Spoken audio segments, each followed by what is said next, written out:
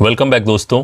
आज इस weekly market outlook में सबसे पहले कोरोना वायरस की बात करूं तो मीटर लगातार बढ़ रहा है और अभी तक करीब 70 लाख केसेस और 4 लाख प्लस डेथ्स हो चुका है पूरी दुनिया में, जिसमें अमेरिका में करीब 20 लाख केसेस और करीब 1,12,000 डेथ्स हो चुका है। इंडिया में भी कोरोना वायरस के केसेस की रफ्तार तेज हो गई है और इटली को ओवरटेक करके अब हम दुनिया में 6 पोजीशन पे पहुंच गए हैं, जहां लास्ट वीक हम 8th पोजीशन पे थे। इंडिया में अभी तक 2,47,000 प्लस केसेस और 6,900 प्लस डेथ्स हो चुका है। आज के दिन महाराष्ट्र, तमिलनाडु और दिल्ली 3 सबसे ज़्यादा प्रभावित स्टेट्स हैं, लेकिन जैसे जैसे टेस्टिंग और बढ़ेगी और केसेस निकलने की उम्मीद है। लगता है कि कोरोना वायरस हम लोगों का पीछा इतनी आसानी से नहीं छोड़ने वाला है। ग्लोबल डेटा फ्रंट पे यूएस मई मंथ का नॉन फार्म पेरोल्स के अनुसार यूएस इकॉनमी ने मई महीने में 2.5 मिलियन जॉब्स ऐड किया, जहां एक्सपेक्टेशंस 8 मिलियन जॉब्स घटने की थी। तो ये इम्पॉर्टेंट डेटा बहुत पॉजिटिव आया। इसके कारण यूएस का अनएम्प्लॉयमेंट रेट 14.7% से घटकर 13.3% हो गया। इसके अलावा यूरोपियन सेंट्रल बैंक ईसीबी ने पीईपीपी मतलब पैन यूरोपियन पेंशन प्रोडक्ट, जिसमें 600 बिलियन यूरोज और डालने की बात की, जो इस प्रोग्राम को 1.3 ट्रिलियन यूरोज तक ले जा सकता है। और ये जो प्रोडक्ट है ये यूरोपियन नेशंस को कोरोना वायरस में लड़ने के लिए ये फंड है। यूएस चाइना ट्रेड टेंशंस का डर भी मार्केट्स पे था, पर पिछले हफ्ते मार्केट्स ने उसे नज़रअंदाज कर दिया। और ग्लोबल मार्केट्स की बात करूं तो एक सी ऑफ ग्रीन देखा गया। ऑलमोस्ट सारे मार्केट्स जो हैं वो पॉजिटिव में बंद हुए। तो उसमें global liquidity flows, lockdown relaxations और इन्वेस्टर्स का बढ़ता रिस्क एपेटाइट, ये सब मुख्य कारण थे मार्केट्स की शानदार तेजी के लिए पिछले हफ्ते। डाउ जोन्स में 6.81%, S&P 500 में 4.91% और नैस्डैक में 3.42% की तेजी पिछले हफ्ते देखी गई। और नैस्डैक ने all time high levels touch किया। यूरो स्टॉक्स, जो यूरोप का टॉप 50 कंपनी से बना है और जो यूरोप का बेंचमार्क इंडेक्स है, उसमें भी करीब 11% की तेजी देखी गई। जर्मन इंडेक्स डैक्स में करीब 11% की तेजी देखी गई।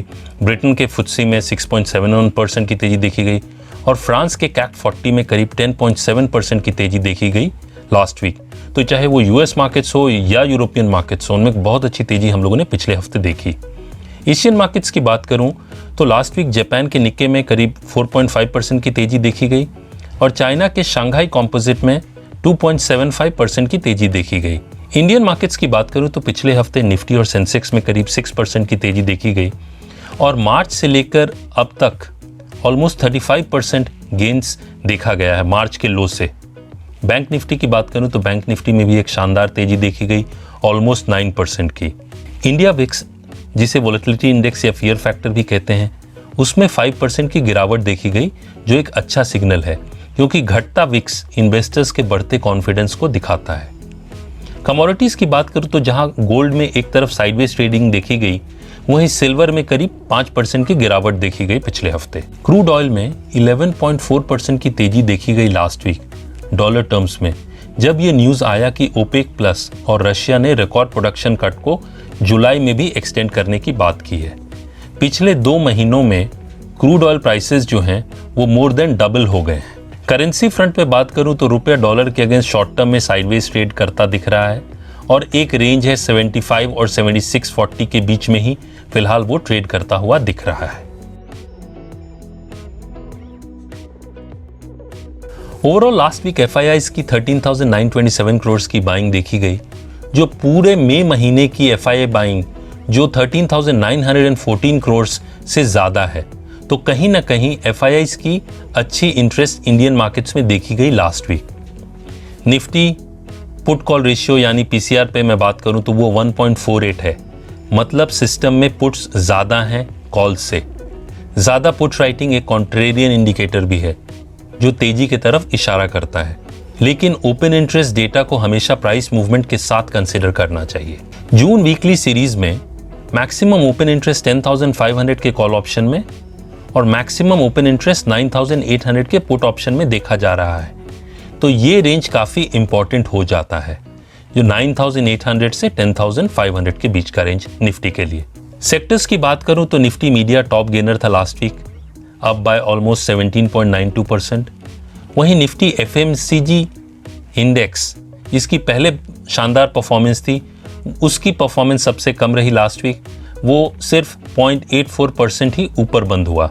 इंटरनेशनल मार्केट्स में इस वीक जो की इवेंट्स हैं उनमें मंडे को जापान का final Q1 GDP data, Tuesday को यूरोजोन का Q1 final GDP numbers, Wednesday को चाइना और यूएस का इन्फ्लेशन डेटा, और वेडनेसडे को ही यूएस फेडरल रिजर्व की जो मीटिंग है 2 दिन की, उनका स्टेटमेंट आएगा यूएस इकोनॉमी के बारे में, जिस पे इन्वेस्टर्स की नजर रहेगी।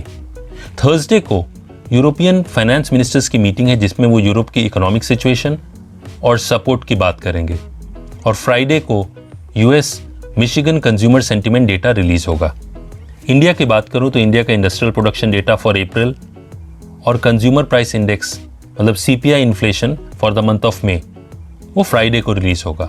तो इन सब जो डेटा पॉइंट्स हैं इनका भी मार्केट पे असर हो सकता है। इस week US China trade tension, US Federal Reserve का यूएस इकोनॉमी पर स्टेटमेंट, एफआईआई एक्शन और जीएसटी काउंसिल की 40th मीटिंग पर इन्वेस्टर्स की क्लोज वॉच रहेगी। जीएसटी काउंसिल की मीटिंग इसलिए भी इंपॉर्टेंट हो जाती है क्योंकि सरकार ने अप्रैल और मई का GST revenue collection data release नहीं किया है। कुछ की कंपनीज जिनका मार्च क्वार्टर अर्निंग्स रिपोर्ट इस वीक आएगा, उसमें Titan, hero MotoCorp, Eicher Motors, Hindalco, Mahindra and Mahindra, BHEL और श्रीराम ट्रांसपोर्ट फाइनेंस शामिल हैं। निफ्टी और बैंक निफ्टी का शॉर्ट टर्म ट्रेंड पॉजिटिव है, लेकिन अब ओवरबॉट जोन में ट्रेड कर रहा है। वहीं लॉन्ग टर्म ट्रेंड वीक है। आप एशियन मार्केट्स और एससीएक्स निफ्टी पे भी सुबह ध्यान दे सकते हैं कि इंडियन मार्केट्स कैसा खुलेगा।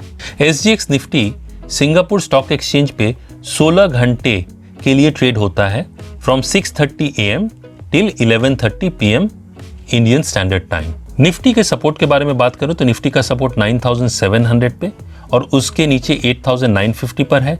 वहीं रेजिस्टेंस 10200 और उसके ऊपर 10465 पर है। बैंक निफ्टी के बारे में बात करूं तो बैंक निफ्टी का सपोर्ट 19600 पे है और उसके नीचे 18700 पर है। वहीं रेजिस्टेंस 21900 और उसके ऊपर 22800 पर है। क्योंकि मार्केट की रेजिस्टेंस लेवल्स के करीब ट्रेड कर रहा है, इसलिए कॉशियस ट्रेडिंग एडवाइज्ड है। आज के लिए इतना ही। Stay safe and take care. जल्द मिलते हैं और इस चैनल को जरूर सब्सक्राइब कीजिए। Thank you.